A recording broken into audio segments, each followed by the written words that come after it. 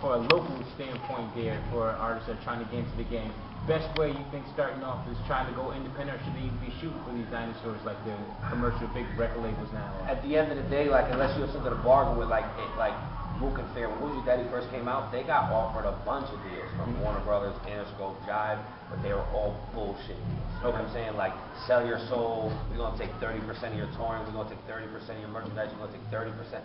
All the way around the board, 360 deals. 360, okay. If you grind independently, which you should do, and make your own money in your own way, you create a bargaining chip. So now, if I go to Def Jam and Who's Your Daddy sold 100,000 units, and we have a new record with Ray J, and they sold 20,000 mixtapes in the streets, and a video on BET, like, now I have leverage, you know what I'm saying?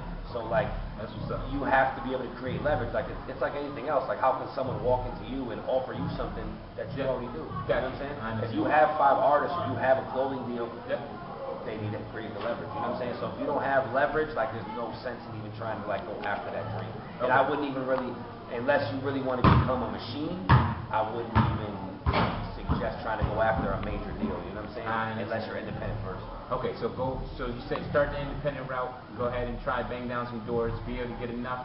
Basically, you're building your resume, so you can have enough resume there so you can be able to bring it to the labels and, look, this is who I am, this is what I'm doing. It's kind of like Nicki or Drake, like they created their buzz and got great deals because they did it before they signed their deal. Even if there was help along the way, they still, before they put their name on their contract, they created what they needed to create to get that type of deal. Okay, now when you say a lot of labels got you some not right contracts there, what do you give advice to local artists that are trying to be able to go out there? They may not have a manager, they may not have an attorney there. What are some of the things that they should be looking out for that you've been seeing and being here in the game for this long? I mean, there's always a lot of telltale signs. Like, the first thing is a 360 deal is not a bad deal. If a label's going to put $5 million into your project, you better believe they want a little bit of money around the board, you know what I'm saying? Now, just explain them, what is a 360 deal? What is a 360 deal is kind of like when a label comes in and they say, okay, we're going to give you $2 million, but we want 30% of everything you do. That's your publishing, your touring, your merchandising, your downloads, that's everything. But if you think about where they're coming from, like, if I was to give you $2 million, I'd want 30% too.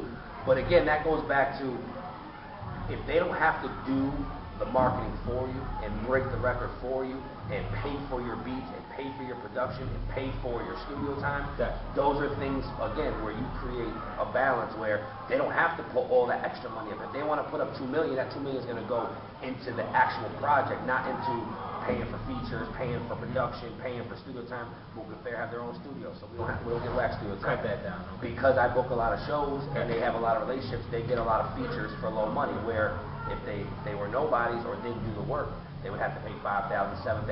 I'll give you, for instance, Rick Ross's last album cost $1.6 million before it was even packaged. Wow. You dig what I'm saying? Yeah. Like, verse from Jay-Z, verse from Jeezy, verse from every Trey song, verse from everybody. Okay. Runner's beats are $20,000, $30,000, $40,000. Rockwaller beats are $20,000, $30,000, $40,000. You know what I'm saying? So those are things where Ross is okay now. They'll give him that money because he's made it back for them. Okay. But if a label goes and spends $1 million on your album, you don't sell no units, you're in the red. You know what I'm saying? I understand. You got to be able to get that back. If you look at artists like Pat Moose, where's he been? Yeah. He owes Jive $2.5 million. Pat Moose can never drop another record again ever in his life until that money is paid back to Jive. That's interesting. So that's your advance. A lot of people too in the record business or the local artists that are trying to get in there, they think that the record company just gives you $1 million and that's it.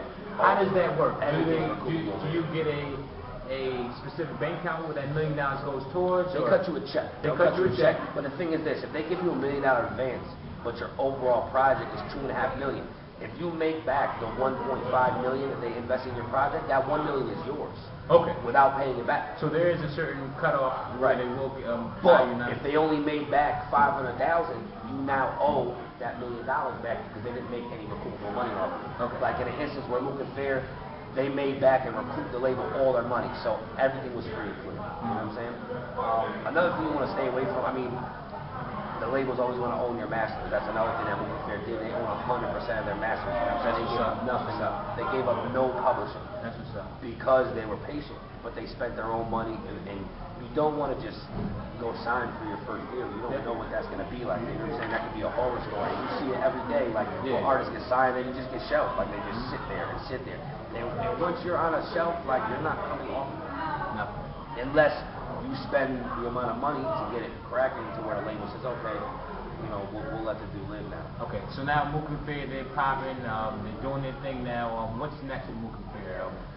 What are they? Some other projects that well, we just signed a publishing deal. Us and Ray J together joined we joined like came up with a company together. We signed a publishing deal with Warner Chappell. Now you're talking Ray J as the R&B artist, Ray J? Yeah. Okay. So basically what it is Ray J's super talented. He can sing. He's got every contact in a book, but he's not really a writer. Mook and Fair writer. So when we came in as Mook and Fair write, Ray J shot. So we joined a 50-50 Warner Chappell publishing deal. That's what's up. So that's the first thing. The second is they just dropped a new single with Ray J, like just this past Tuesday, and the record is already moving nuts. We go national with it second week of March.